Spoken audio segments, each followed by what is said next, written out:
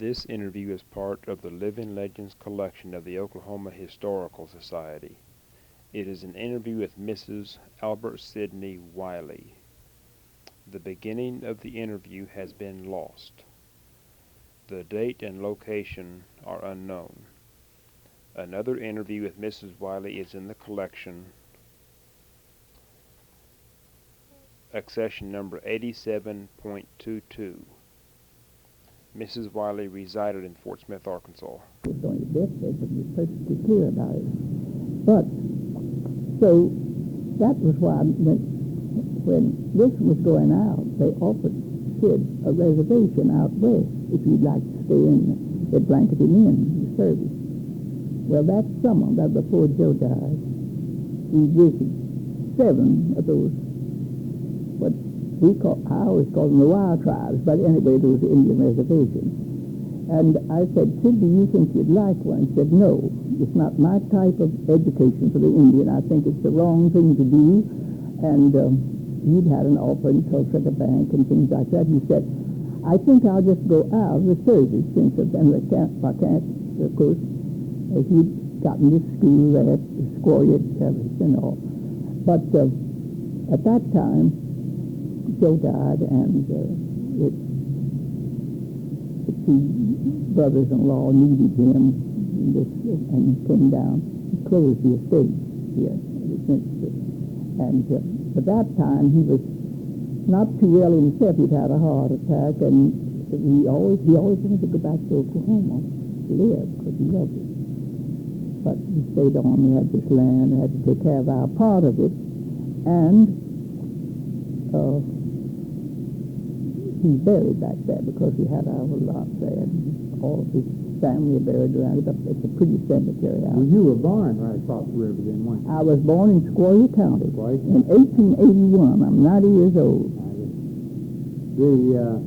And my father and we were allotted, but when I was, my sister and my 2 brothers were much older than I.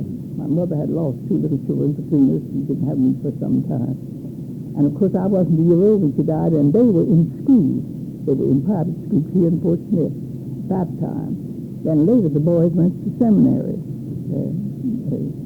And the Cherokee National Cemetery, I've got one of the pictures here that I thought was a picture of the seminary where they were there. I thought it's a good one to keep. When did you attend public school at Fort Smith? Huh? Did you attend public school here? I graduated here in the high school. And then I went to a junior college in Columbia, Tennessee. And I graduated there. I doubled up and graduated there in a year. And I was valedictorian, so I was just very pleased with myself. And I wanted to teach school. And I had been promised a place at the Cherokee school, which I was very interested in going there because I was going to teach in the high school. But I thought I needed a little bit more teaching. So I went to the George Peabody School in Nashville for a year and doubled up there so that I could have all the notes of the Latin that I might need. And I did not get a master's degree or even a bachelor's degree. I got what they call a LI degree, a license to teach. And, of course, the schools then were not so demanding in their degrees, and anyway, even in Fort Smith. But I was always very felt perfectly able to take charge of the high school there. I wanted to see if I had that one of the pictures of the seminaries that I thought was you taught the women's seminary, is that correct? Huh? Did you teach in the women's seminary? At the Cherokee National Seminary, there on the campus where it is now called Seminary Hall. And we had about 250 girls. There had to be a strain of Cherokee to come. We didn't have too many full-bloods. We had some. But I never had a full-blood in my class. There's a picture here of my last class. It's in here somewhere. And I don't have many of these, but I've kept some of them because I think. And they were really unusual, bright girls. There were 16 in my last class. In 53, I only taught 3 years. I showed you those because you didn't pick up with it. What years were those? He was That's not my class. That's even a very younger class. But they were there at the seminary. And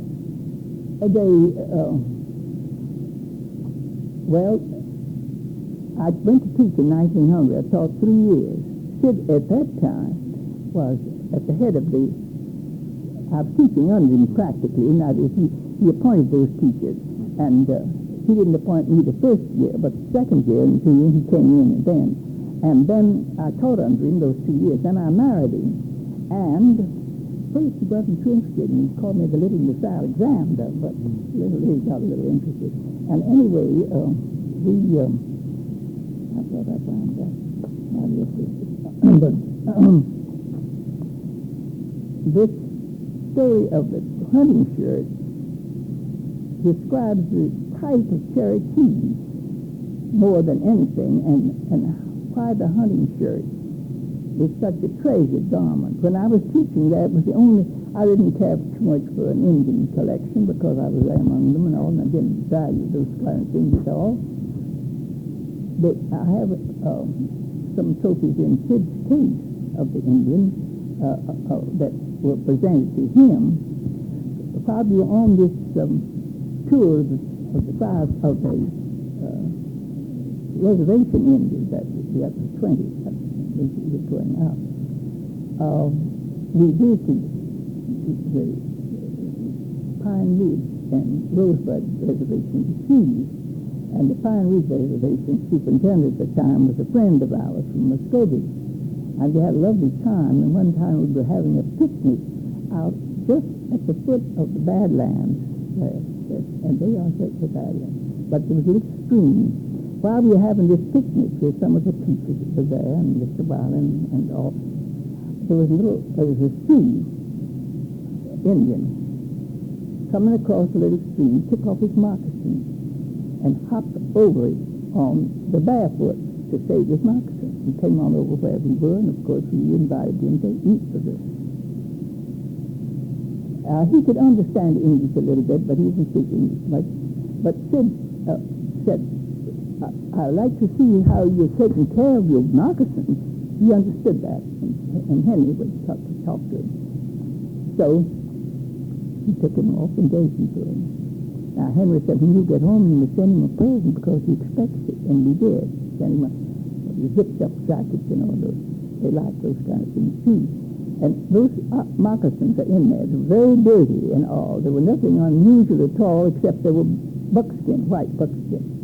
But while he was there, Henry said, give Mr. Wiley a Sioux name. And Mr. Wiley was Robert Hampton Indian. He didn't look much Indian. His father was no Indian at all. His father was Virginian. And he had kind of gray eyes and kind of brown hair, but just not. He had a brother that looked more Indian like his mother. His mother was a quarter brother. So he looked at him real long. He had a rather prominent nose. That is, pretty much like the Indian. And he said, Wambakota. It meant gray eagle. He had that penetrating look. His eyes, too, if he was angry, and they sharp. Otherwise, they were very kind. He had those kind of eyes. So every time I would get really sharp, I'd say, well, Wambakota. Well, anyway, I thought it was such an... Anyway, those were one of the little details of his life at the time. But I always thought moccasins meant something to the full-blood Sioux that gave them to him. And so I kept them, I put them in there. They're not in many personal things except more of his shoes, and one or two. There's a pipe.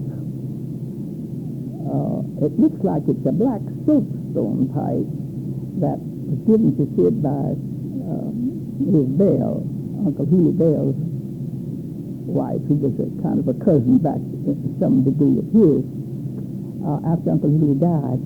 And he had come from Georgia, and someone there had given it to him.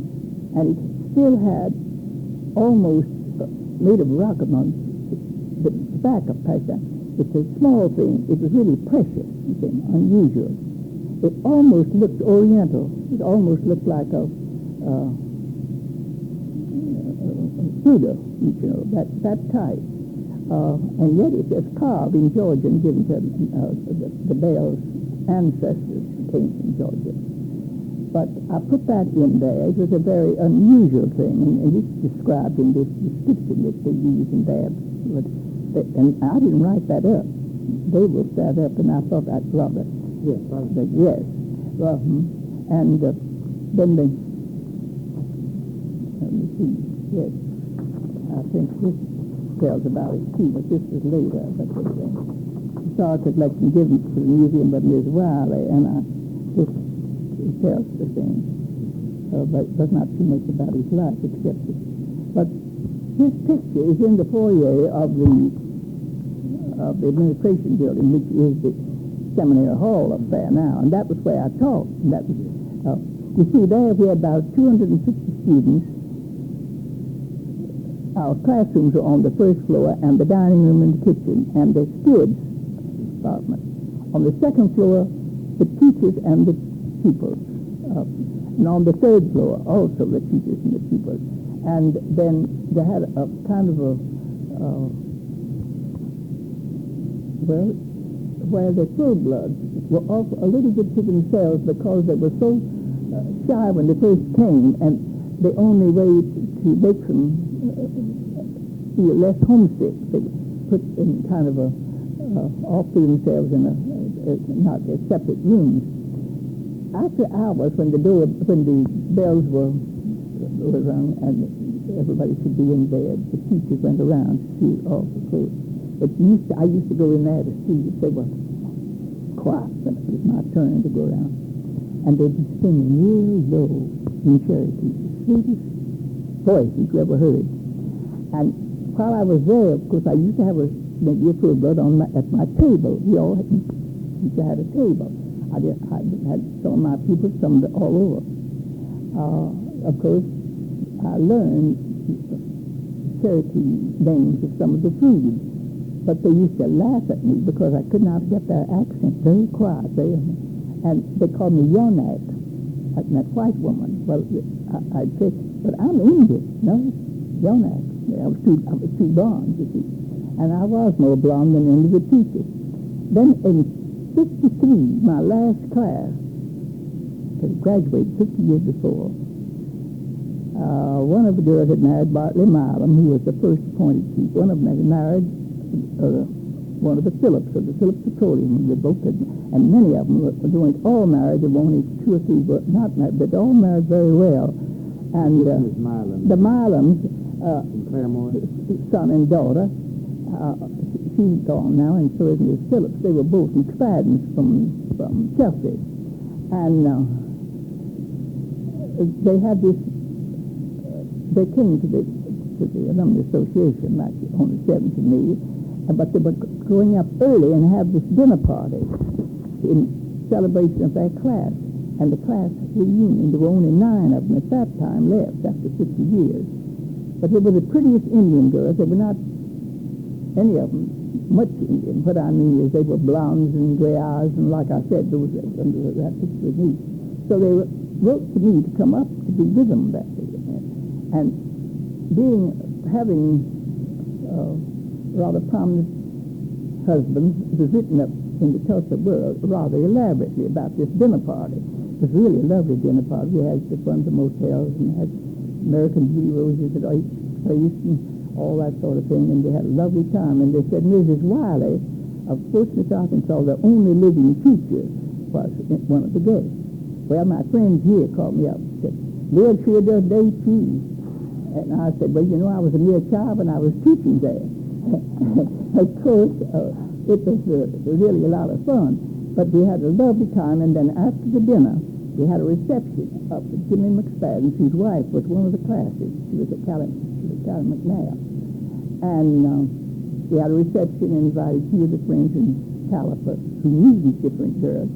And then the next day, they had this meeting at the college there. Well, now, when I was there in 69, to get to read this story of 7th of May at the turn of the century, what it was like, was not like it is now. They went to the river.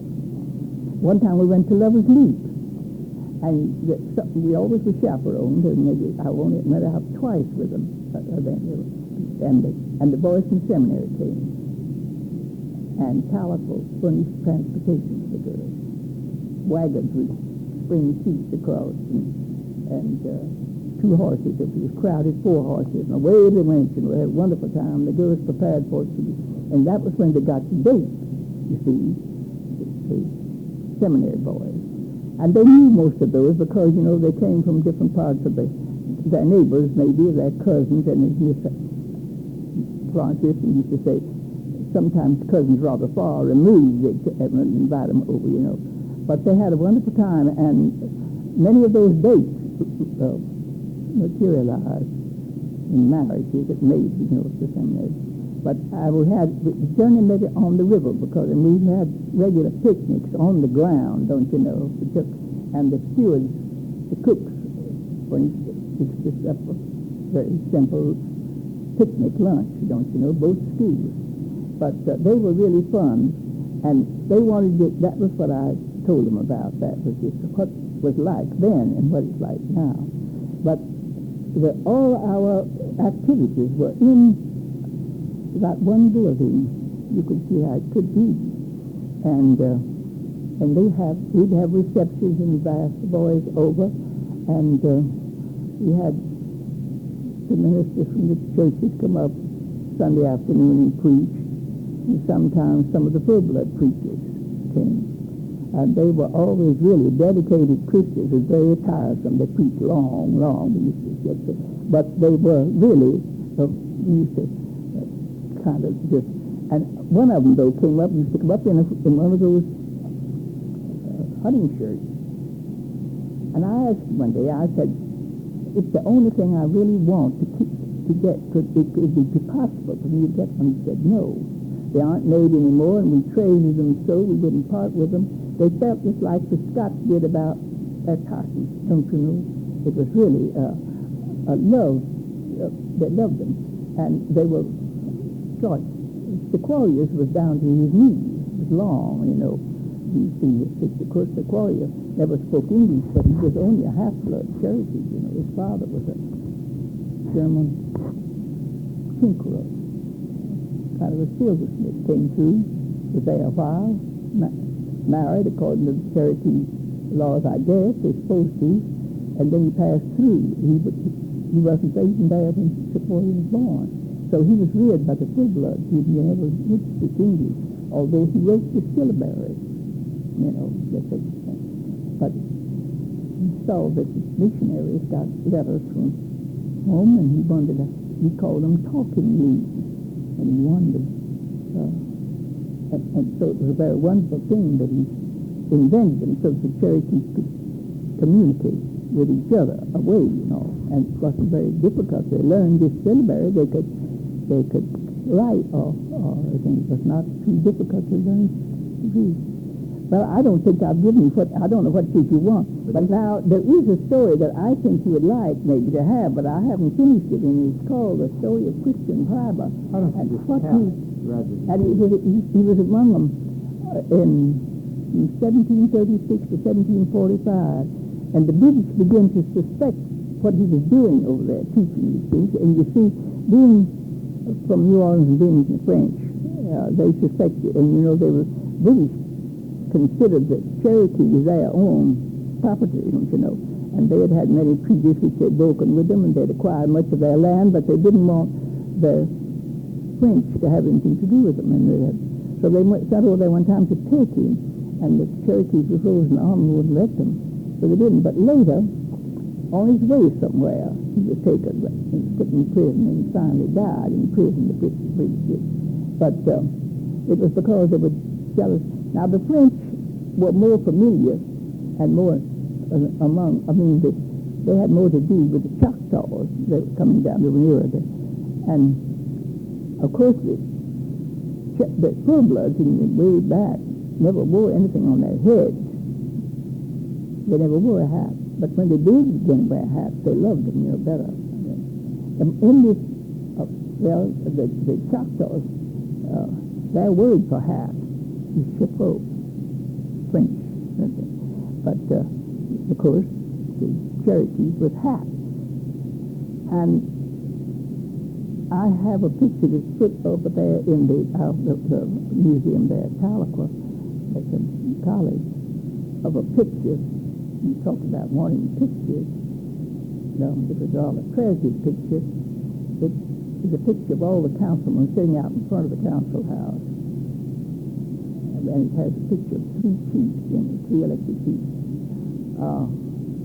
William P. Ross, John Ross's nephew, he followed him, you know. Of course, he was there, but it was a long white beard. He was no.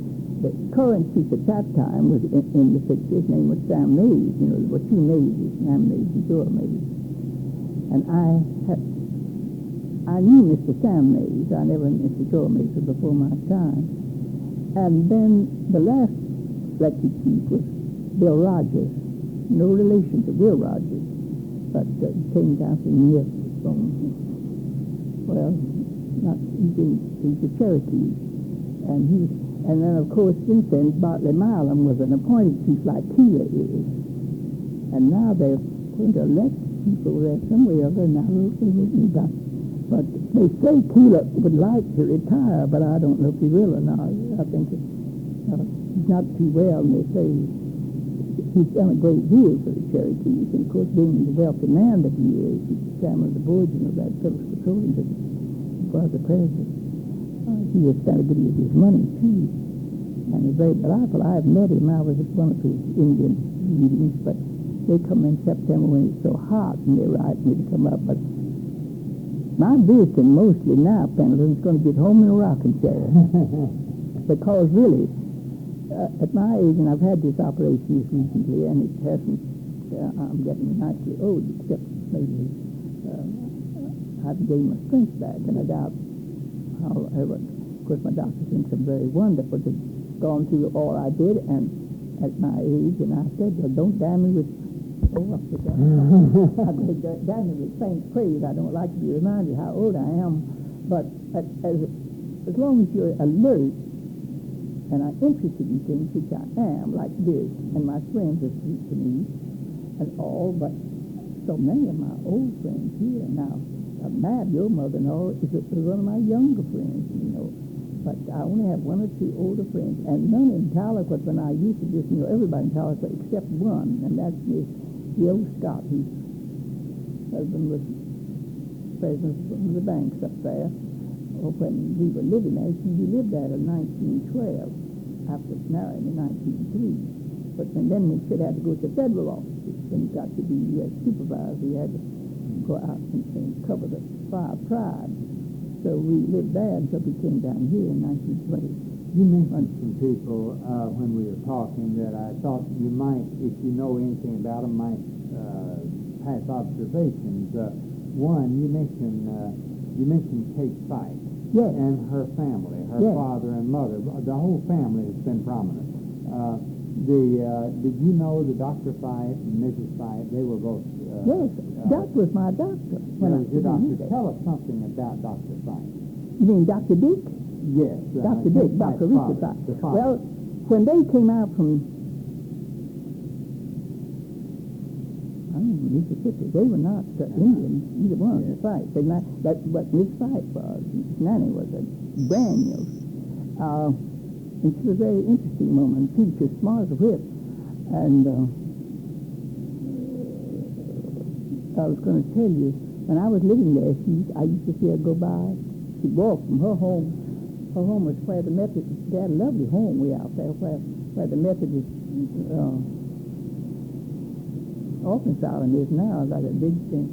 And I've been there many times when I was just real young, and they were older. But Dr. Fight, I've got 2 Fight men. Dr. Bartow, who established the Bartow Clinic, in the old doctor, of course, he's been gone now some years, and Dr.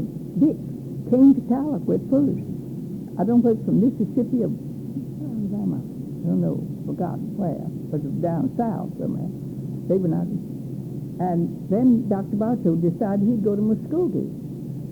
And Muskogee wasn't a big town then either. I mean, of course, but Dr. Dick stayed on, and we used to say, I've heard Sid's father say, Sid's father died the year we married, but he was a fine old gentleman. He was no Indian, but he was a very smart man. He was a judge. He used to go back and forth to the Washington for the Cherokee school like that. Well, Dr. Dick, though, had married Miss Nanny Daniels, she was, and they had a big family of boys. And I don't think, but one of them is living, I think Dr. Bartow lives out in San Diego now. I mean, Bartow, I don't think he's a doctor, I think he is. But I know Kate wrote me when Denman died, that was her favorite brother, and how sad she was over it. Then Willard died not too long ago, and he was a kind of a woodsman. He was a real Indian almost, but he was smart too, and he went to the World War II, I guess, World War I forgot. But anyway, he's been gone now quite a while. I knew those boys just as little boys, you know, more or less, and Kate and a younger sister who died young. But Kate herself was a very bright woman. But she was now, on stage, wasn't she, in a Cherokee pageant of some sort? Wasn't she on stage? yes, Tell about and that. she really could have gone on with a kind of a career, but she decided she wanted to come back and be an Indian, and she was. And she Tell about her stage career. Huh? Tell about her stage career that she had. I don't know too much about it, except that she was on Chautauqua, I think, and was just enough Indian that she was really an Indian, you know, because her mother was I don't know how much Indian Miss Fight was, her mother, quite a bit. I know she used to go by home walking. She walked from her place way over there, you know, into town, and she'd come by our home, which was up on the hill there and stop by to see us. And if it was near noon, she'd eat with us, you know. That was Cherokee. You got that near meals while you didn't, that was it. You just ate with them, and we did, and we enjoyed her.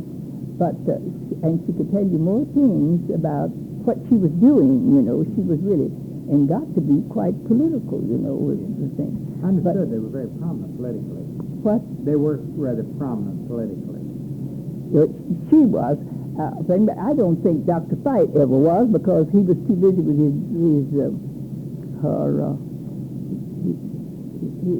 doctor's work. And then later, after he got past middle age, he was a great hunter, and he fell off of a bluff and had a kind of a concussion. And while he was perfectly normal, seemingly, he decided he should not practice medicine, and he didn't anymore. We all just was so sorry, but he did not live a great while after that. But he'd had a wonderful experience over there just with the Indians, and he liked that part of the country. And he was sort of the official doctor for the Cherokee, wasn't he?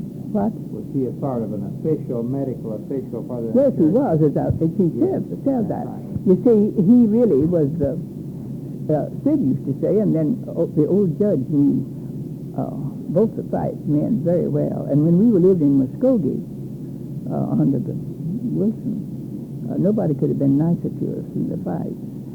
I mean, I did not know too many people. When I went over, I knew some of the old ones, like the Turners and the Rectors and those old-time Muskogee people. But Sid being in the government, I soon learned to know the Bixbys and the people like that, and they were very nice to me, too. But I remembered Miss Fight coming to see me, and where I was living at the time, I hadn't gotten into an apartment. I had never been in an apartment alone in Muskogee. Sid was gone so much. I was in a home who took it, a very old-timey home, and they took what they called parlor boarders, you know, but they were awfully sweet. And Miss Crabtree said to me, "You should feel flattered to have Miss Fight come to see you." And I said, "Well, I don't know why." She tells me she's kin to me, and her grandmother was one of the Martins, John Martin. Only had 8 or 9 daughters. They were the mothers of the Cherokees, and her grandmother was one of the Martins way back. But I really didn't know, we were about 30 or 40 cousins, that we were cousins. But nobody could have been nicer to us. And we used to go to the races with them and things like that. So Muskogee was really up and coming town at that time. Have you ever been in that cabin home that Kate Fight lives in now? Oh, yes. Isn't that I was out there not the last time I was there, because she was not, I think she was in Muskogee in the hospital at the time. The fight took her over there when she had this stroke.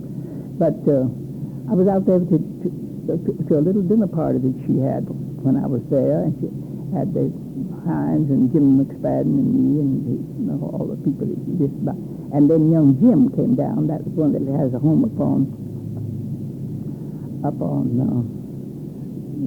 Lover's Leap now.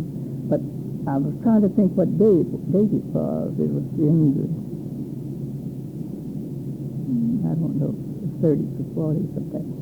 You know, she used to have a home there. It used to be a tea room, and she had it brand new. And she had 2 or 3 log cabins up that she rented to people. So Ted wanted to go over for a little vacation, and he loved to swim. And you know, it's right down by Little Hairfield. I don't know whether it's the Illinois or the... Right on the Illinois. Yes, and part of it is down Fork. Well, anyway, we took one of those cabins for just about 10 days or 2 weeks.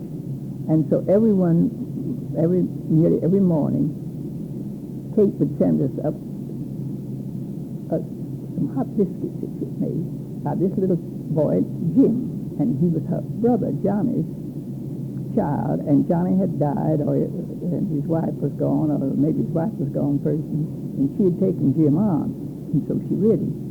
And he'd come here, I don't know, he must have been here, come up and said, I brought you some biscuits. And now he's an awfully good-looking man and has a nice, and when I was there at his dinner party, he came in to see us. And so I would thank him for his biscuits, and I'd always give him an orange. Well, he just was there. I'd go back with his orange.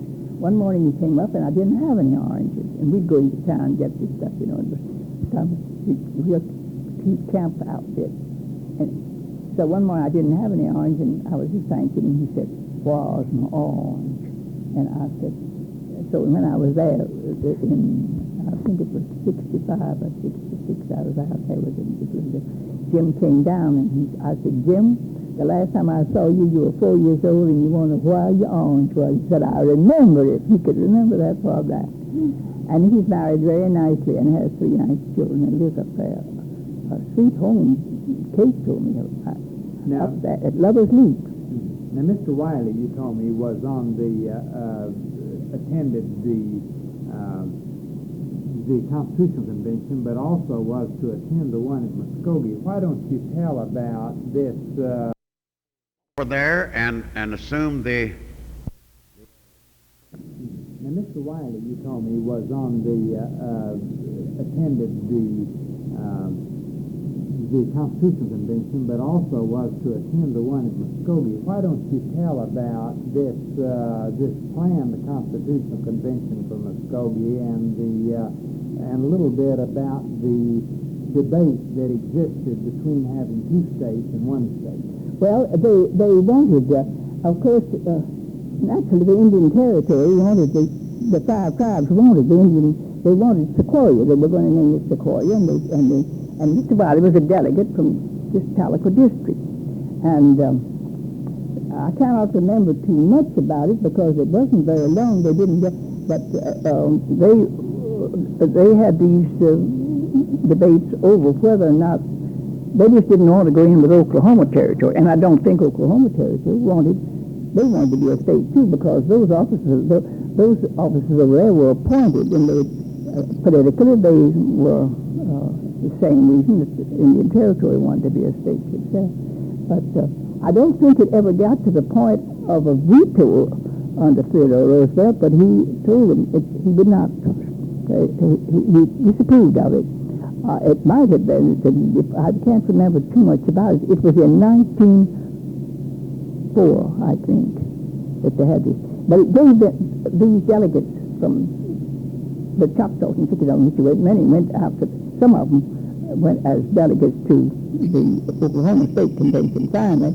It gave them an experience, though, that helped them on in their debates and things. Now, Alfalfa Bill was not an Indian, but he married a rather prominent, his wife was one of the Chickasaw family. I forget her name. Her father had been a chief of Chickasaws or something.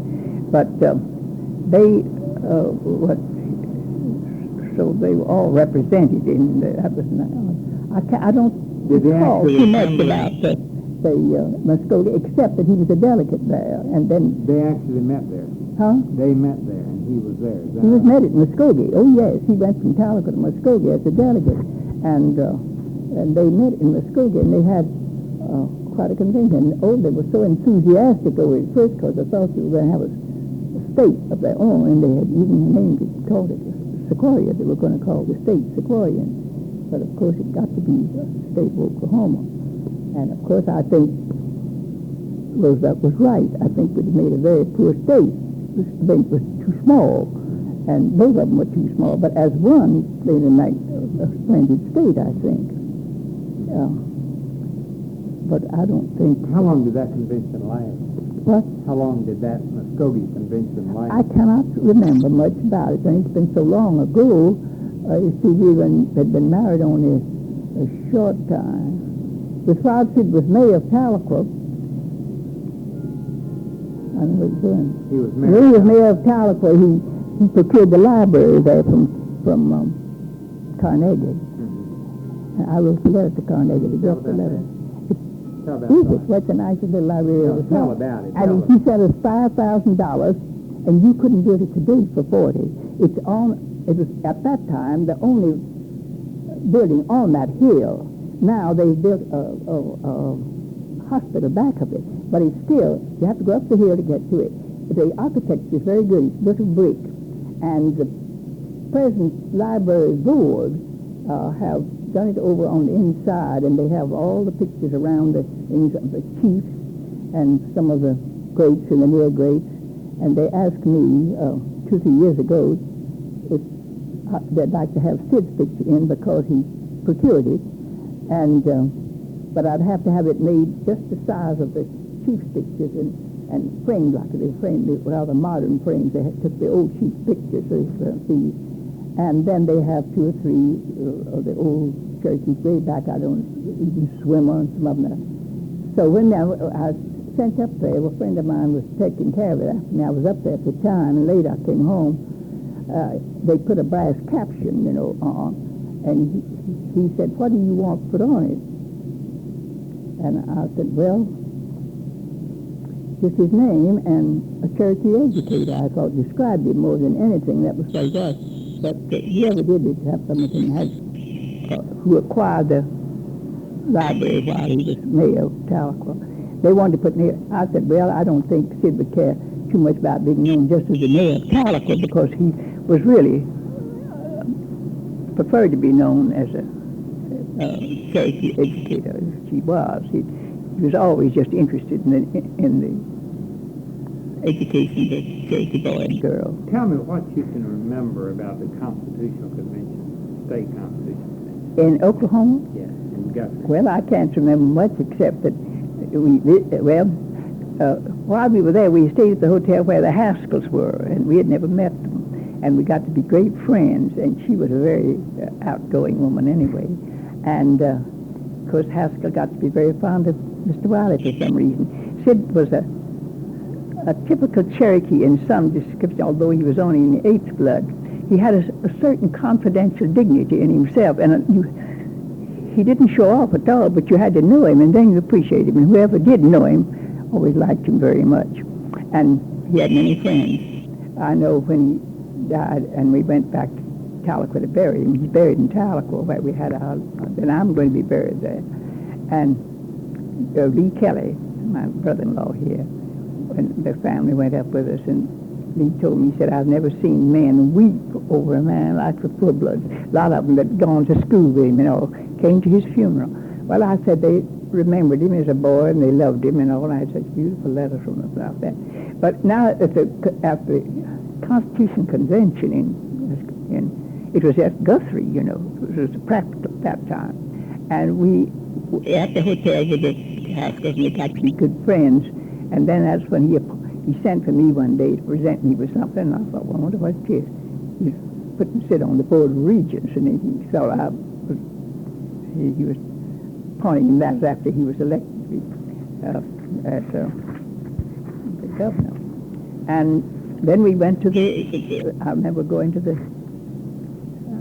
inaugural ball and having a new like velvet evening dress made. And we had a wonderful time. And the Hastings, who was at that time Robin Eminent Lawyer, he wasn't yet the representative from our district, but he was, first of the 3rd District in the House of Representatives in Washington until he died. Why don't you describe Governor Haskell? Governor Haskell? Describe him, yes. Well, he was an attractive man. In many ways, a lot of people, didn't trust him always as much as they could have later. But I was very fond of him. And then they used to come over to Talcott. They'd come out and eat dinner with us. And, of course, we'd know they were coming. We'd think that. And maybe he'd want to visit with you, and he'd lie down on the couch and talk to you. He was perfectly informal in his friendships. And I don't know if we got to know his children. And it's been such a long time since I've thought of his family much, because, and Miss Haskell was a lovely hostess wherever she was. And, of course, I don't remember too much except our warm friendship there and all. And then later, the Board of Regents appointed Sid, to be president of that Northeastern Normal School. But his appointment under the Wilson was pending for the 5 tribes, and of course he'd been in the Indian service all the time, and that was what he wanted. So he wasn't the president, but for I've forgotten how many months, about 6. And he said any good schoolman could be president of that normal school at the time. It wasn't, and he wanted this particular place, and he got it. So, and it was what he wanted. And he made quite a record of the 5 tribes at the time. And he held that for many years. He was on the first Board of Regents ever appointed. Haskell appointed him on the first Board of Regents. Can you tell anything about do you recall from your husband's experiences anything about the problems faced by that first Board of Regents and some of the things that first Board of Regents did? And the first Board of Regents, most I remember was the struggle we had to get it there, put it down. said I've forgotten who all different towns in the north. You see, there were 3 of those northeastern state colleges at the time. I mean, they weren't colleges at the time; they were normal schools. One at Edmond, this one, but in different parts of the northeastern, northwest, and southern. He was very anxious to have it at Tahlequah because of the reputation the Cherokees had for their schools. Really, they built those 2 seminaries in 1951 under Ross. They were well done. They had excellent teachers, remarkable. And they, at their first teachers in 1851, they built the first Cherokee Female Seminary out at Park Hill. And their architecture was just alike. You've seen that, the type of I thought I had. Were you there when the fire took place? Huh? Were you there when the fire took place? It burned it was the male seminary, didn't it? It burned. Not for the Cherokee Female Seminary. It burned in '87. Oh. And I was just a tiny little girl. Oh, the fire was earlier. And in '89 they built it in Tahlequah because they thought it was better. It got to be Tahlequah. But the male seminary was built at the same time in '51, and it did. I'm going to find that for you. I'm going to show it to you. I had it put out here. It burned in the early 1900s, didn't it? Didn't the male seminary burn in the 1900s? 10. And we were living in Tahlequah, and it was almost time for the boys to graduate. And they wanted to stay on, and we took 2 of them in our home until they graduated, and they graduated over at the female seminary. And of course they never built the old male seminary back more. but I want to see if I can. All right. It was just such a good number that was showing the two types of architecture. Seen those columns? That's some of the columns there, and the architect that designed them was a Washington architect, but it was built with Cherokee money. Well, of course they were. Let me see if this is it. Yes, this is a male seminary, but they're built exactly alike. Yeah. And then in 1910, this was after it burned, I went out there and took a picture of these two little girls. One is Catherine Alexander, who's visiting here now, my little half-sister. The other is Miriam Dickens, my niece. They were about the same age. I went out there and with my sister and took those little pictures. You can see who they are. They were about 13, 14. Took that picture of them. Here's Male Seminary. In 1885, Joe and Thompson Alexander were students there at the time. They were my brothers. Well. But Joe died, and Thompson died just almost the same year. He had a bad heart when Joe died, and Joe, of course, died with an operation. But I've been out there many times when I was teaching, and then we always knew the teachers out there. That is, Professor Logan was one of the teachers that we liked very much, and Sid, of course, was appointing them at that time. He appointed the teachers at these two seminaries, and they had an orphan asylum up in one of the counties in Saline County. It got to be, I forget what there were 9 districts. The Cherokee Nation, of course, you know that, was composed of 9 districts. They had such beautiful names.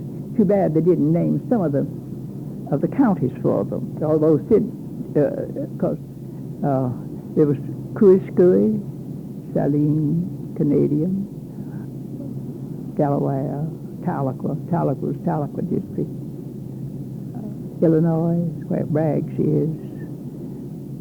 Sequoia was called Skin Bayou until they renamed it for Sequoia. And then...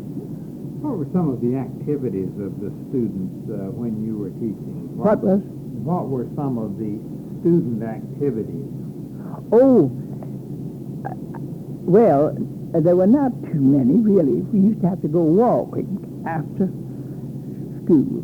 And we walked then back of the college. Of course, the building is just like a mouse that way. We walked back now beyond where any of the buildings are then, and there was a big circle.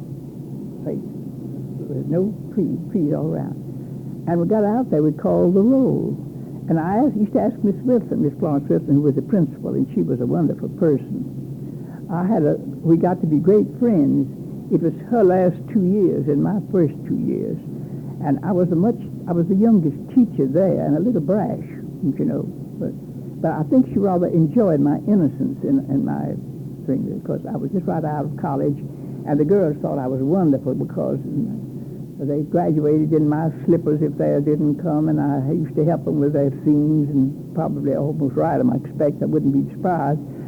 And but most of the teachers that were there, they were all capable teachers, but had come up under Miss Wilson, and they were in awe of her. She was quite a strict disciplinarian with the students, and they loved her and all that sort of thing, but they never were free with her, and I had never gone to school to her, so I was not too, I never feared it at all. We got to be great friends. She rather enjoyed it. Sometimes she'd kind of sit on me a little bit.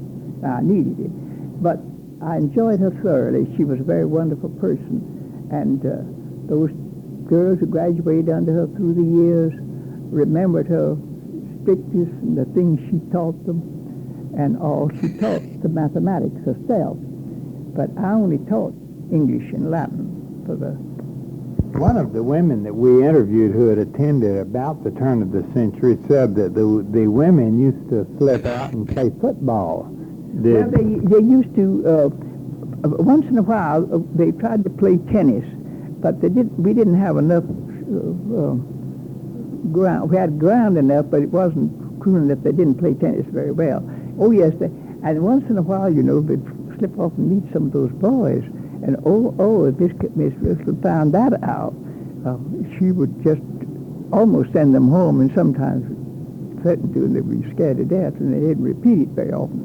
But they really, I cannot remember, they loved to sing. Of course, that was not an activity, but it was a recreation. And they sang sweetly, and we always had good music teachers. And then the carry Talaga Arthur was one of the most attractive women I ever knew. She was a little older than I, but she was really a liberal education to know her. I liked her very much, and she was very fond of me, and we used to visit.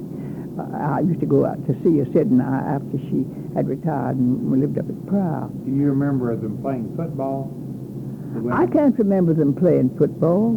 They might have. They played. They'd slip off where the boys couldn't see them play or anything, and they used to play tackle. Maybe they didn't let the teachers know either. Well, they might have done that later. You see, they went on that school from 1908 under Miss Allen. He was really and then after state he was that person. It was about 60. I wasn't there after 1903. And, of course, I was living in Tahlequah, and I knew a good many of those students. I'll tell you someone, if you want to ever... if you ever go to Tahlequah, is Charlotte Sanders. She was a maid, Charlotte maid. She was in England, a little too, and smart as can be. I never knew Charlotte except just as a girl, because she didn't even get to seminary until after I was gone. But... when I get there now, we know that she had so many beautiful things way back. She especially loved them. Just a continuation of the interview with Mrs. Wiley. Ms. Well, I didn't tell you anything about Jim Pickup, except about that. I'll have to write a story about that. Well, why don't you tell me about Jim Pickup? I told you about Jim. Don't hit on that.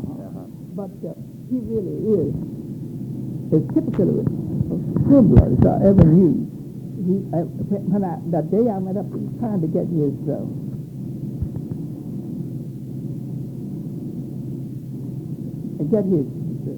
story of his life, of his childhood. He wouldn't tell me. He wanted to tell me about all where he preached and everything. So I said, Jim, so he promised he'd send him to me. The first letter he wrote me, that was the last one. I wanted to show how our friendship grew through the letters. September. He wrote me, the first letter he wrote me. August. This one.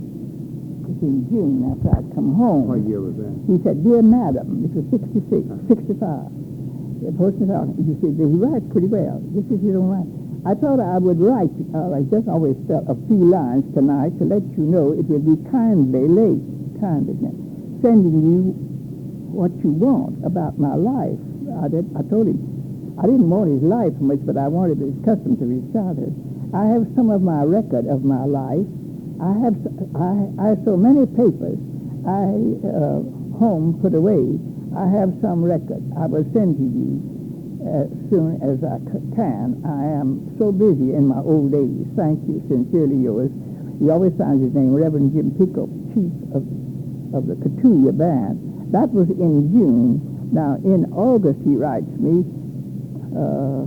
I begin to get a little nearer. Dear sister friend, and I will be late sending you my record to you, but I am sending you a clipping of myself and the famous president, Harry S. Truman, at his library, shaking hands with him. Quick as I can, I will send you my record to you. Thank you, sincerely yours. But I wrote and thanked him for this and told him where he'd like to have it back. I thought he wanted to keep it. He said, no, I got plenty. I send that to you. Then he said, September, dear Miss Wiley, I believe this is the last one he writes me. No. I am sending you my record. It's what I could find. I hope this is what you want. But it's not much of a record. Thank you, sincerely.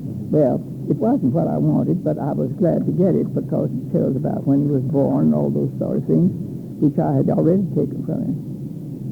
Dear Miss Wiley, this is the last one. Just a few lines this evening. I was well pleased to get your good letter the other day. I was glad you got about my record of part of my life. I am a busy man with my people, the Cherokee Indians. I am always on the move, as you know. We had a great Cherokee holiday. We had a lot of the full-blood Cherokee Indians on that day, and we had a lot Sycamore Indians. You know what I mean. I don't know what the Sycamore Indians were. I didn't know. And a few other tribes of Indians was there. I thank you for your letter. I will close. Sincerely yours. Well, this is the last letter I had from him. But he had his first wife was not an Indian. She was white. He said, she's a white woman, and her name was Darby. And he had 5 children by their half-blood, 3 sons, and they were all done very well. The 3 sons worked for a steel company in Tulsa, and one's in the Air Force and I've forgotten the other one's at Bixby, I believe he said, some capacity. And then he had 2 daughters that married and lived in Muskogee. One lives in someplace else now, but she did live in Muskogee and was there when he died. But they were half-blood. But after that, he met a full-blood Indian named Nancy Leslie. And I met her when I went to see one time. She was very tall. She was a well-educated full-blood. She spoke Cherokee and English, and she was a great help to me in his work. Sometimes when they went to these different places where he preached, and he had 7 different places where he had preached throughout the Cherokee Nation. And he gives them to me in his record, as he calls it. And he sent me this. He had somebody type it. I don't know who or something. And evidently, then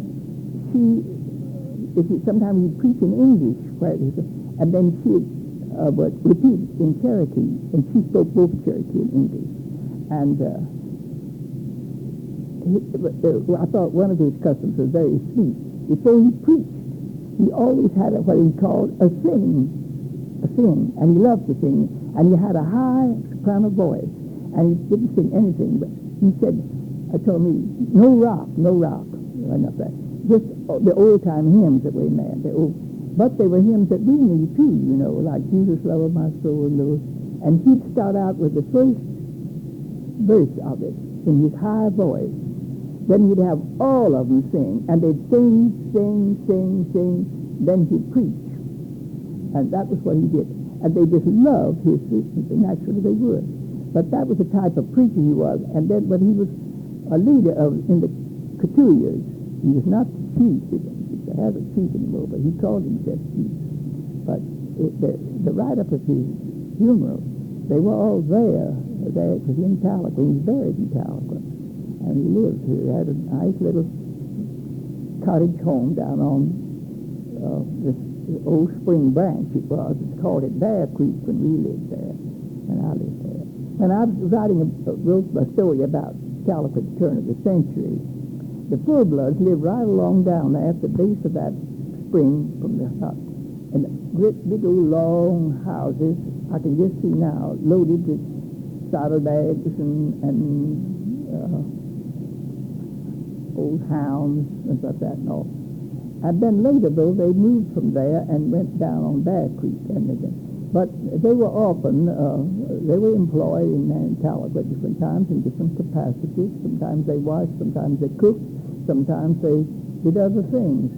And the only thing that I ever had that they made, and Sid had made for me, is a bow and arrow, a great big one, regular one. It was made by, I know his name, Indian name. Well, anyway, I started to take it up to the museum, but it was so big, I take it, and I'm glad I didn't. But the arrows, and the children have shot the arrows. It's a very, you see, I've had it for over 50 years, and it's just in perfect condition. I forgot what type of wood it's made out of, but then, And Sid had it made for me about the time we were married. I wanted one, a real bow and arrow made by full-blood Indians. You were describing when we first came in Tahlequah as a town, from the standpoint of the town itself, the Cherokees and all that. It was quite interesting. Before we were apart, why don't this may have been what you had written up, but why don't you talk about Tahlequah as a town back about that time in the early days? What did we talk about? You were talking about the Cherokees, for example, and you were Yes. talking about the attitude toward newcomers at that time and some of Well, that. I said, I've got the story here. All right. Oh, Why don't you we- mean, Why don't you pull it out, and you can read if you want, or you can just talk about it and refer to it as notes. But I'd like well, the thing that amused me, I could see both sides of it, and why they were so clannish. They were really, but you see, one thing, they were so many of them were Scotch. The women were very pretty. They didn't look any more like Indian, a lot of them, than I did, because some of them were liver Indians. Miss Hastings, Miss Lawrence. There were 40 families. When I started to make the story, I thought I'd put them all down. Then I thought, no, I might, some of the descendants are living there, I might leave some of them out. But there were at least 40 families that had, and they were the leaders of Tahlequah. They, as I said, they were the merchants, the McSpaddens, all the merchants, and Lawrence, and Wiley were one of the old families, and all were older families, and they were the lawyers, the eminent lawyers. Mr. Hastings was one of the lawyers, one of the leading lawyers, and then the bankers were the thing, and all the schoolmen, nearly like Sid and all of them that were, well, they had to be part Indian to be elected to those boards. Robert Owen was on that board of education earlier than that, before he went to Muskogee to live. And they had a feeling for each other. They weren't always agreeing. They oftentimes, like the Indians are, of course, but let somebody else attack them, and they come right to the rescue. Don't give us how bad they were. I used to say, well, why don't you like the courses? They were lawyers, I mean, they were nice people. They had a pretty home up there on the hill. Well, they do like her, but she wasn't really acceptable socially. She came, she wasn't one of them, and they could feel it. They were the most hospitable people themselves I ever knew. You go in and before lunch, half an hour or more, oh no, you stayed for lunch. And they didn't even go to the kitchen to see it was changed. Papa put it out a plate for you. Or they had somebody in the kitchen, their lodger. They were all well-to-do. They had nice homes. They were hospitable. They generally had some service. Sometimes it was another Indian girl or something like that. They were very loyal to them all. And they loved these schools. Anything that was in the school, they came up to all the functions that they had and all that sort of thing. And the women were not only sweet and pretty, but they were well-dressed. Of course, at that time, the stores, they had two big stores there, Lawrence and McSpadden had one, and Lawrence Wiley had another. They had plenty of dry goods, but they didn't have ready-made things. Most of the women sent away to Louisville. That was Louisville, pretty close. And then finally we used to drive over to Muskogee. And the roads were terrible at that time. They were not only rocky, but when there was rain, they were muddy. But you'd come back from Muskogee, I've been over many times, you'd buy your whole winter outfit or your whole summer outfit in one day from that. And they'd come back and they'd say, how were the roads? They were fine. That meant you could get over them. Otherwise, it's a bad, they just so. And one time, when I was going up out of school, we had to get off the train at Fort Gibson. And there was when I was teaching, there was no train through Tahlequah at the time. And they would meet us with, well,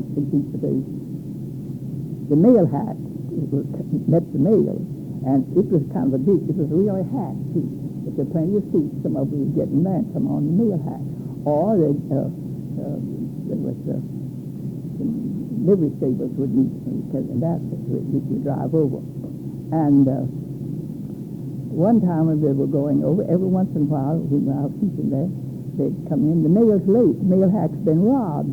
And I was always hoping it'd be robbed when I was on it. I thought it'd be such an experience to tell my friends back here about. But I never was fortunate enough to get robbed. They didn't hurt you. They just let you get out. And if you had any money, they took a little, and we didn't ever have very much. And honest, the teachers didn't. Mostly were the teachers. But it was really... and my father used to take me down here and put me on this Brazil Pacific at the time.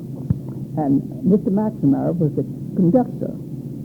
And he was a cute old Irishman. Mr. Wiley my father would say, you take care of us. Off that. And because there was always a good many drunks going on up there. That's a rough time. Well, I remember one time that a man was sitting kind of in front of me, and he was just in his cups thoroughly. And of course, McNamara would come through, and they wouldn't have a ticket. He'd say, where to? And he'd say, to hell.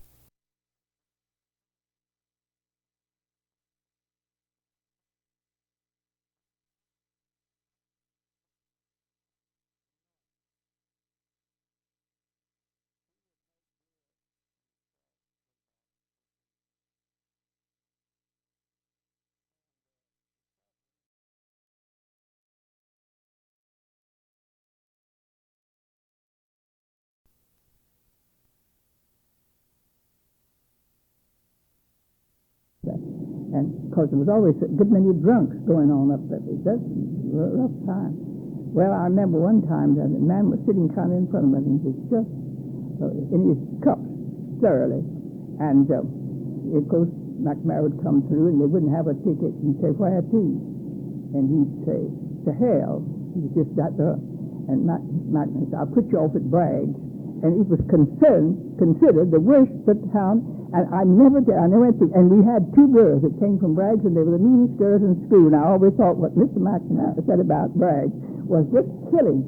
And that was in the 1900s, when I first went there to teach. I went there in 1999, my first class graduated in 1900.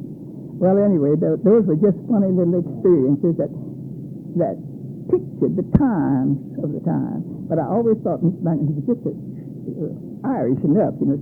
When the man said, he was just drinking, and he said, hell, I'll put you off at Bragg's. Well, and then I remembered that there were two girls there. I can remember them now. They were the meanest girls in school. They were the kind that just didn't like discipline. And they were not much Indian either. They were some. But I thought of McNamara's story at Bragg's. Whenever they'd get unruly, I thought, well, if McNamara was right, Bragg's is. Well, anyway, I don't know whether I told you anything that you didn't do. Did you, on the Constitutional Convention, swinging back to that, did you observe any of the proceedings of the Constitutional Convention? Well, of course, I was only there, it was all one winter, you know, and I was only there after Christmas. Then I went down, my sister at the time, Joe had bought a plantation down in Louisiana to get an early potato crop, and he sent my brother-in-law and my sister down there to be in some capacity. So I went down and visited with her. But up until after, but yes, we used to go in and sit in, but I can't remember too much about the debates because there were so many of them and all, and I was interested, of course, in what was being done, but I don't recall anything. Who were the important personalities of the Constitutional Convention? Well, what's his name? Right. Yeah, I'll tell you. There was one that was very witty that I can't remember, but Sid just enjoyed him so because he enjoyed it. That's what don't tear it up. I said, someone was from the West, but this man, I used to tell him that it was the way he said things that made it so funny. He said one time they went to a picture, it was some kind of a picture show, witty. can't think of his name right now. But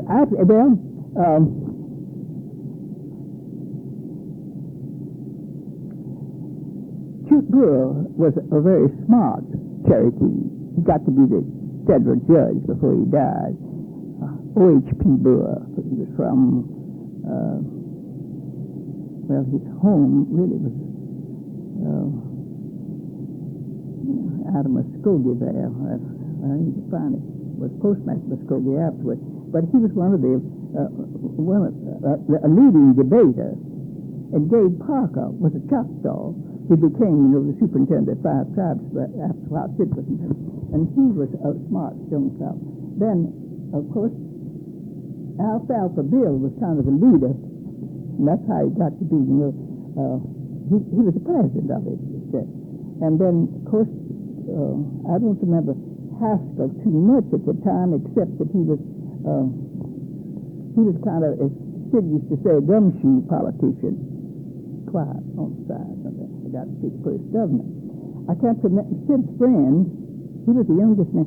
There was one other one, young, but I can't remember the one that he thought was so funny. He said one time they went to the picture, came, and they had to wait in line, and finally they come out. There were so many people, and he said, "Sid, a lot of people in the world, aren't there?" He said, "Yes, too many." And so, but I always thought a crowd, what they'd do now was what they'd think about it. A lot of people, but he could tell it so funny because he just. Now this is Uncle Clem Rogers, Will's father. Sid used to like to visit with him. He was much older than Sid, and we knew Will well. I didn't. I hadn't met him, but Sid knew him as a boy, as a schoolboy. He came here during, I guess during the Depression, and made a talk out to high school. We went down to the hotel and got him and took him out things, and. He knew that I knew his sister, who was Miss Tom McSpadden, Mrs. McSpadden girls. But Uncle Clem, one day before Will got, during this time, before Will had got to be so famous and well known, he was with some company of circus or something over in Ziegfeld? Huh? Ziegfeld, or one of Jack Miller?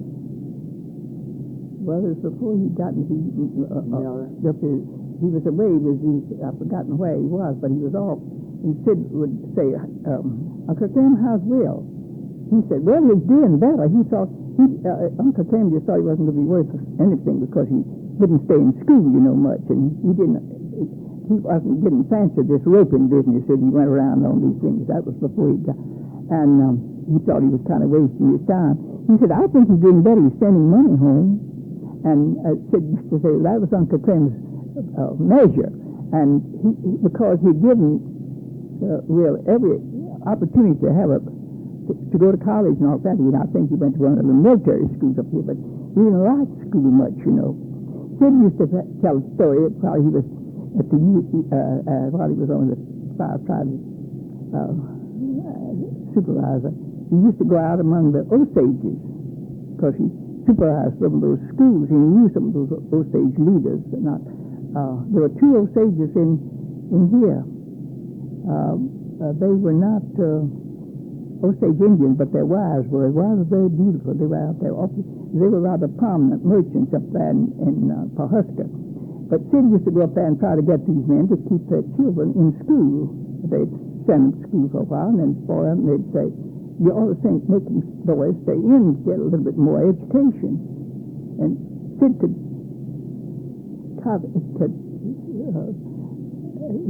talk just like them. They talk a little broken. And he'd say, "No reason for them to go to school.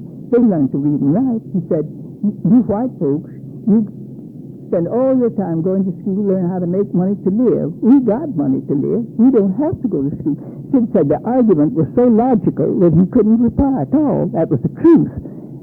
They said, "We got money." Of course, they were getting this big coming into Muskogee and at the federal offices to pick up their oil money. They had it too, and they'd gotten it through the Cherokee treaty way back there. I mean, they got this oil thing. But they used to come to tell the office tailors about what they'd buy. They'd buy a car and break it up before they got home, come back and buy another one.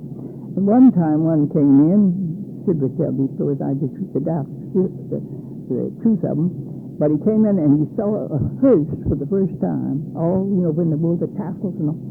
And he went to the place and wanted to buy one. And they said, well, these are not, what do you want with one? Take children riding. And he said, well, these are for dead people. He said, I think he not. So he bought one and went home and had some children, put them back in there and took them home because they had all these tassels and things. Well, I used to think that was just a Osage story, but they said it was true. I don't know. But those were when we were over there, we were full of those stories because we'd see those Osage come down and get those big lots of money, and they would spend a lot of money in Muskogee. Of course, that's Gazelle Lane? Huh? You know Gazelle Lane? Ms. Lane? What? Do you know Gazelle Lane, Scrap Lane? Gazelle Lane. Lane. In Claremore? Claremore, Well, she went to school and she graduated under Oh, did she? Yes. I must find that little picture of my graduates. It's in here someplace. We have She's one of the ones that didn't marry. This and the two that were pictured there with me. Well, they both married, but they were widows and have been a long time. But Gazelle never married, and neither did Betty Morgan. She's gone, too. She's Kid Morgan's daughter. Never married. And then one of the Lindsay girls never married. One that married, the older one, was taught, her sister taught at the seminary, one of the prettiest, Flora Lindsay, one of the prettiest teachers have had, beautiful. They were Cherokees and part French. She was Shoto, I think. And then she married Charlie Watts. But cute girl, used to be in love with her. We interviewed Gazelle Lane. Huh? I have interviewed Gazelle Lane in Claremore. I did, yes. In Claremore. Lately? Yes, 2 months ago. Did she tell you? Well, I used to, once in a while, Gazelle used to write to me. But she wrote, the last time she said she had such arthritic hand that she wrote so badly, and there was nothing, once in a while those girls would write to me, don't you know. And she generally would come to the St. Mary's, but she was not there the year that I was there because someone said she was not well. Huh? She was in a rest home when we interviewed. Well, that was what someone told me that she. Well, did she tell you anything particular? I mean, yes. Well, we talked about that. Yes, she was very interesting, and of course, she told about the day Will Rogers was born. Her father delivered Will Rogers. Oh, is that so? Yes, he was a doctor. Dr. Lane delivered Will Rogers. Yes. Well, I went out to see the Will Rogers. We went up to see up to Claremore to see the Will Rogers memorial up there, you know. Yes. When it was dedicated, yes. Sid went up, and I had a really good time. We saw a good many old friends that he knew, and some that I.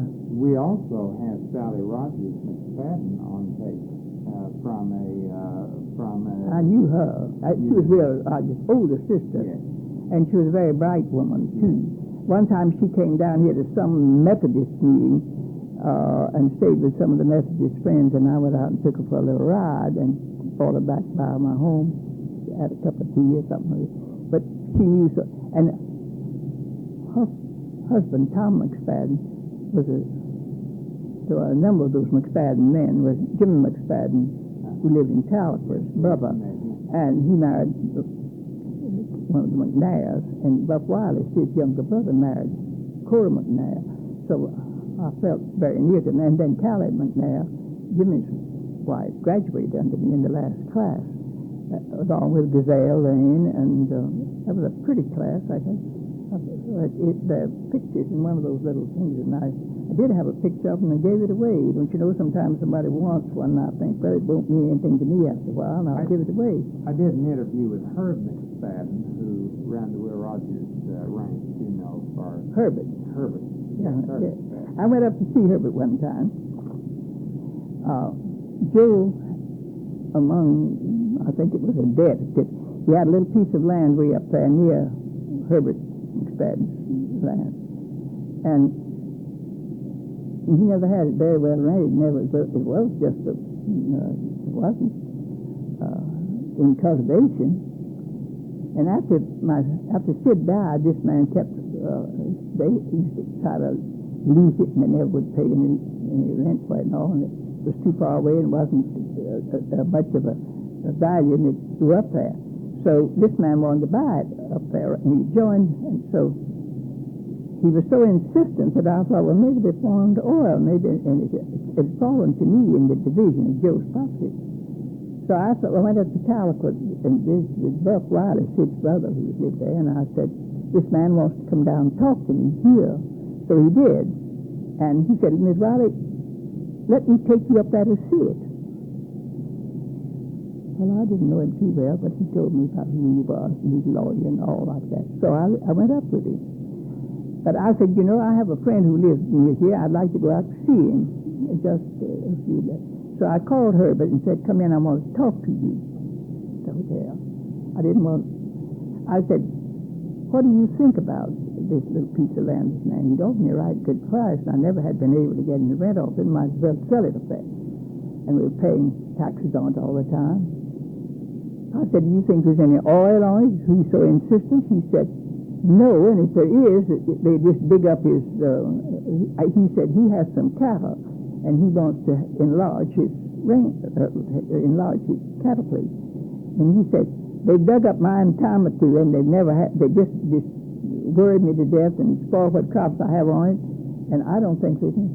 So we had quite a risk with him, and of course, he knew that I guess maybe he knew Miss Wiley, I don't know, he was much younger, of course, but Miss Sally McSpadden, so he's gotten to be quite a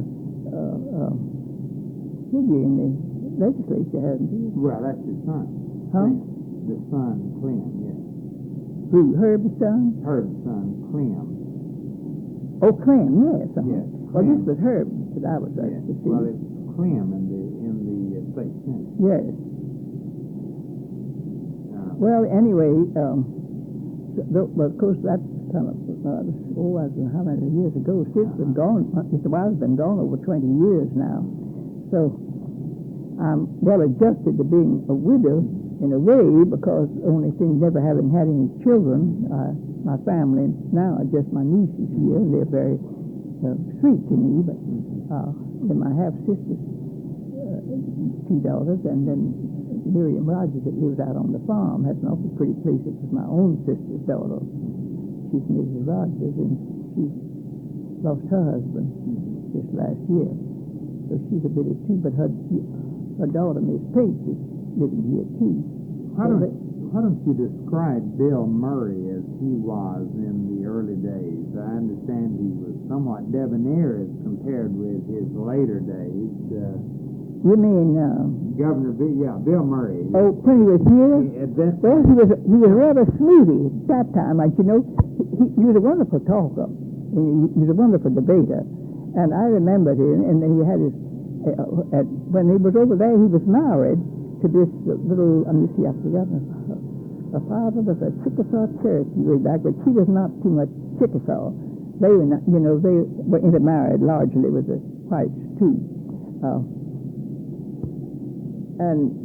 But she was a sweet blonde. She had 2 or 3 children, and they lived out someplace. But he was never too awfully attentive, I didn't think, to his family, but maybe I just didn't know too much about it.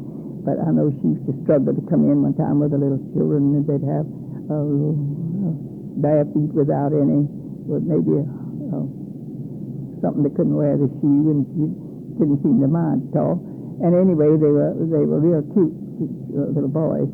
But he was considered a rather prominent speaker at the time, and he was a good debater, and he was nice looking. Later, he got to be alfalfa.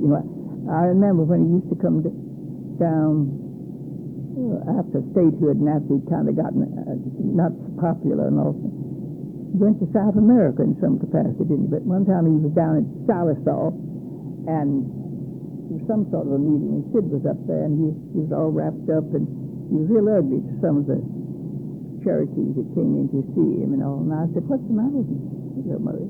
Sid said, well, his real nature just now cropping out, and I don't know what for. But he said his his notoriety kind of ruined him, he thought, this sort of thing. But then he got so he was kind of down and out and tried to come back, but he never did much, don't you know, really.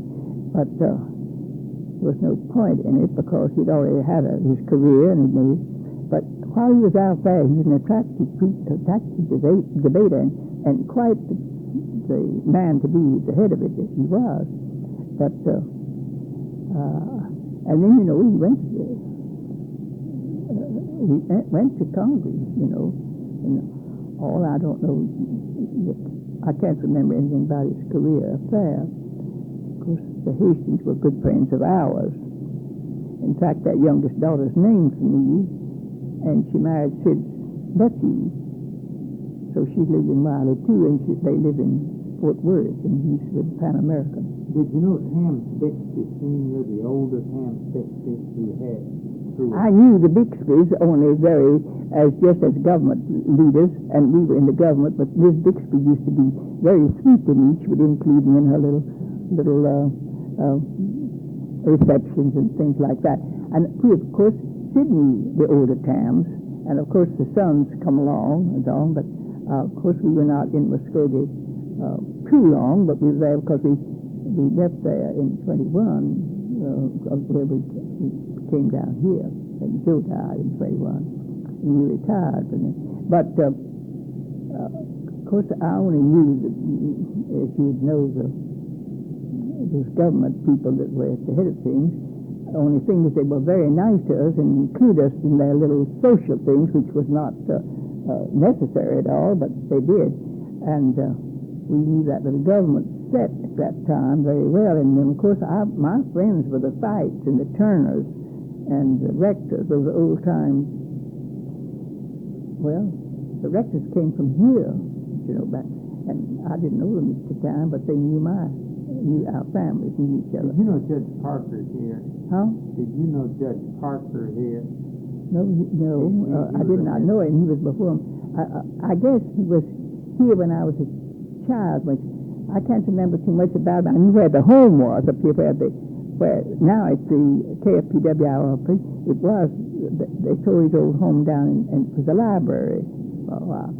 And I was always interested in the library. I organized the Friends of the Library here. That is where we collect books once a year and sell them for whatever we can get for them, and then they have special things. But now we've built a new library, a very lovely one, down right across from the auditorium.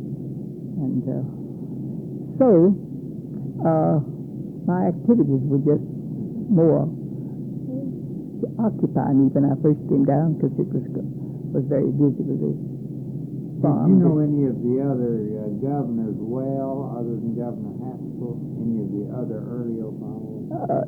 We mean the Governor Williams quite well. Tell us something about him. Well, Sid was very fond of him because he was so plain, don't you know, and all that. And he made a good governor. They said he studied law and was a lawyer. And one of the stories about it was that he was a great, he never married. He was a bachelor. And he had was raising a lot of chickens in his home, and he was very fond of them. And one time he came home, and there was terrible rain, and they were all his chickens were all drowned, the little tiny ones and all the things.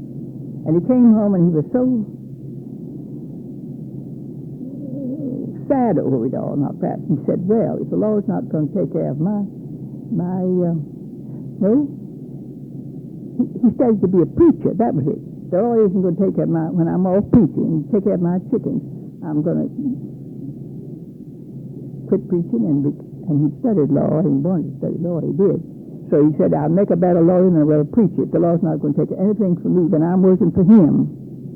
And they used to tell that story on, and he laughed and said, "That's the truth." He was. But he was a very... Of course, he got to be the judge finally after he was governor. And they said he was always such a fair judge, if anything like that. Such Sid was very fond of it and everything.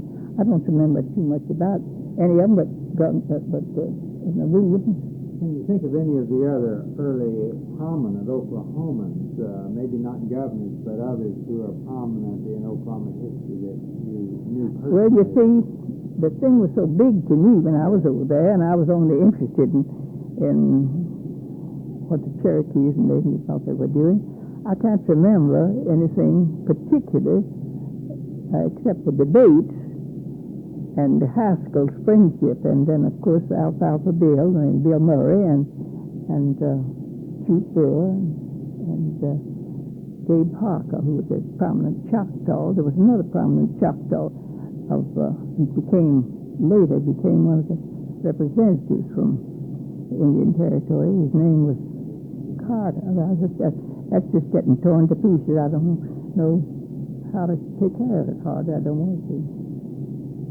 I have a little friend. His father was in there, and she told me, I didn't know it until she said, Mrs. Dixon here, her father's name is, I've forgotten, she told me not long ago. She said, I want to see that picture. I'll show you my father, but I didn't know him. His name was something that I'd never heard of. He came from the Oklahoma side. I didn't know anything much about the Oklahoma people. Do you have any other legends here that you haven't told me that you had thought about that ought to be told?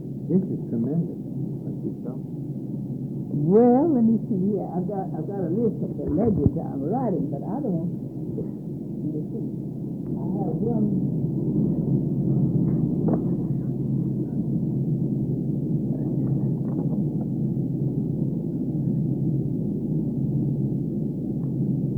The old Indian legend, they would judge a man till you walk 2 moons in his moccasins.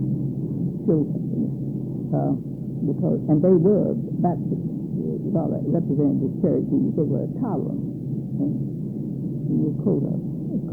Lakota is what Kate Price calls her home. It means contentment. It was the name of the first capital in Tennessee, and then when they had went to Georgia, it's called New Dakota, and all about He talks New Dakota now. the story of Charles. I'm writing a little story about Charles Renatus Hick. He was born the same year with Sequoia. He was also a quarter blood. His father came down as probably the I don't know whether he married a half blood. No, he married a full blood. His father was probably a Indian agent, but he had a different story back of him than Sequoia, because his father was very fond of him and saw that he was educated. That is, he went to the mission schools and he was very smart. And they renamed him when he was converted. His father was Charles Hick. He put Renatus in renewed, and so he was very fond of that name. And so all of his family around that after was Charles were the Hicks, and they got to be a prominent family and all. He did not live too long, but he was largely responsible for writing the laws and the Constitution of the Cherokees for which John Ross got the credit. And he was the second chief. He was kind of the secretary of John Ross. And he was always very admired John Ross, and he did a lot of John Ross's work. But he became the chief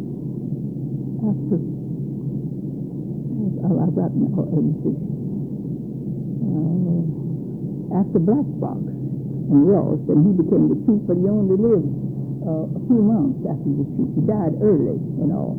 But he never got credit for what he did do. But I've got a little story about him, but that was the story of Will Rogers. He's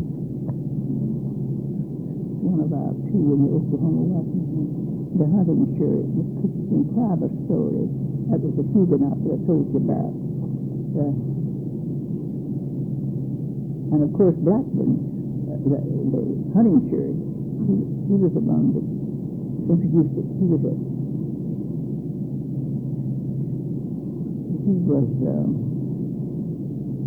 missionary that introduced the spinning wheel to them, and they had never woven anything, and they used their own native dyes when they made the hunting shirts.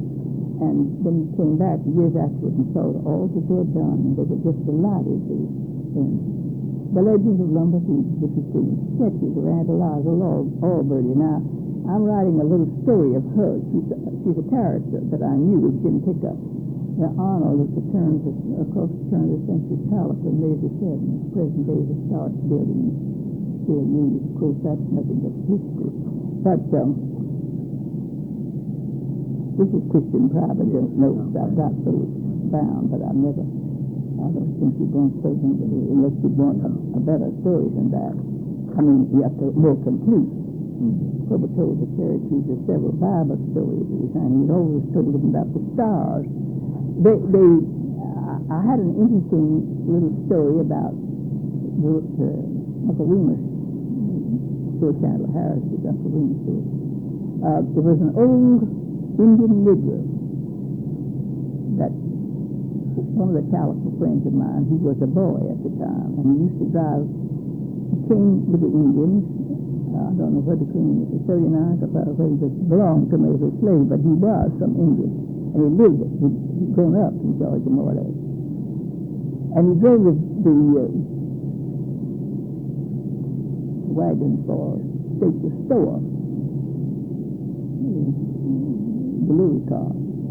But the children used to get in the wagons with him. This friend of mine told me we were boys, and he'd tell them told them the story of Brer Rabbit and the fox and all. Then later, these children got older, and they got George Chandler Harris's Uncle Remus. So they told him, he said, you tell them Brer Rabbit, that was George Chandler Harris. They said, that's no white man's story. He lived down in Georgia. He got that from Cherokee. And their version of it was a little different from Remus, but it was real clever. And of course, they loved animals, and they had them all very personal, So that was a story that came through the Cherokees. George Chandler Harris got the difference in the Cherokee story and the other? Not too much, except the cleverness of the rabbit. And I think I've got it put away because I don't know what. You see, the education, the connotes, and the position of the importance. And that is some of the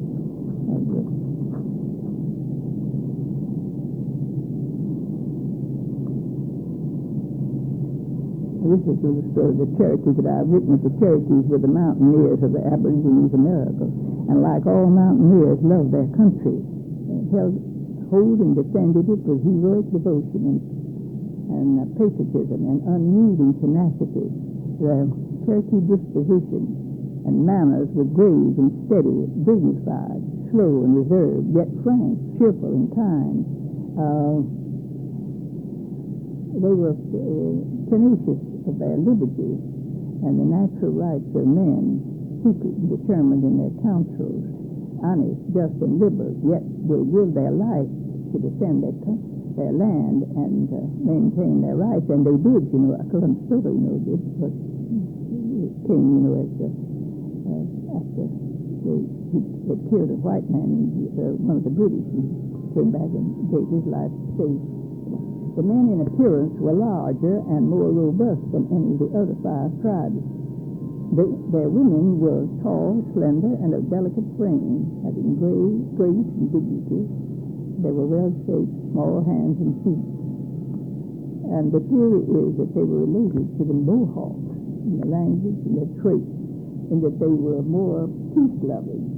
They were not of the same ilk as the other 5 tribes.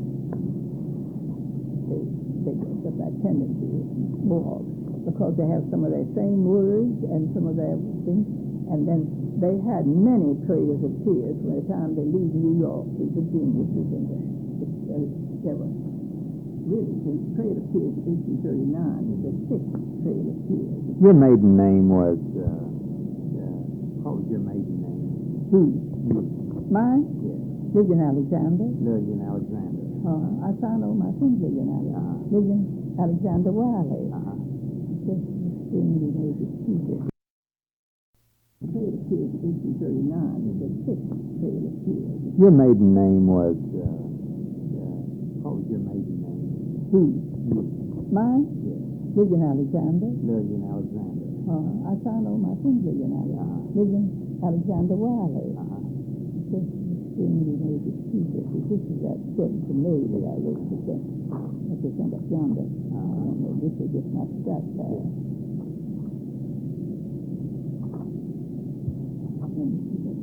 All right.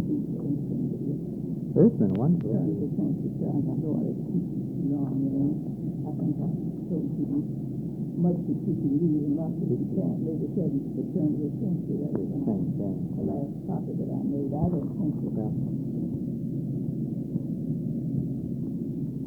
This has been an interview with Lillian Alexander Wiley, or Mrs. Sid Wiley. The date is Mrs. Albert Sidney Wiley. His father was a Confederate veteran, and of course Albert Sidney Johnson was one of the heroes of Shiloh. He was also my great uncle. My grandmother, she married Thompson, this man's mother, was a Johnson. She was Mary Ann Johnson. She was the aunt of Albert Sidney Johnson. And they were Quakers. Her people were Quakers. Sometimes I think I have a few Quaker traits. I talk more than any Quaker, but I let the Spirit move me before I move. And so that when I get lazy, I think I'm a Quaker today. But she was, I have a little picture of her with a little Quaker bonnet on. Well, of course, they came from the north, you know, and then in South Carolina. She married William Thompson in South Carolina. But she was a Johnson. So it really, and really every Confederate soldier either had a Robert Lee or an Albert Sidney. My father lost a son named Robert Lee, and she had an older brother named Robert Lee. He died when they called him Lee, but his name was Robert Lee. And also Albert Sidney, he had two sons named for his heroes. But he was in the walk through the States, and so was my father. They were not in the. He was from Georgia, but he went from Georgia, and my father went from Cherokee. But of course, they were very proud of the Rangers at that time, and he had these two other brothers that were killed. His brother just older than he, to be honest. I think my grandfather, Alexander, must have been a kind of a Latin student. He had 10 sons, and I think they read it English names. He had a Lucius, and he had a Leonidas, and he had Isaac Newton, Uncle Newt, who went to West Point. Leonidas is Greek, isn't it? Huh? Leonidas is Greek, isn't it? Well, he really, so, but he used to have a little old picture of him. I said he had his hair kind of long and standing right up, but he didn't look like a Greek. But I think I had Greek history. But course, my father and grandmother, we only had the one wife, and so oftentimes those big families, you know, had the second wife. But they had 12 children, 2 daughters and 10 sons. Just think of 10 sons. The 2 older sons were in the Mexican War. They'd gone to Texas early in 49. This interview was made in July 1971.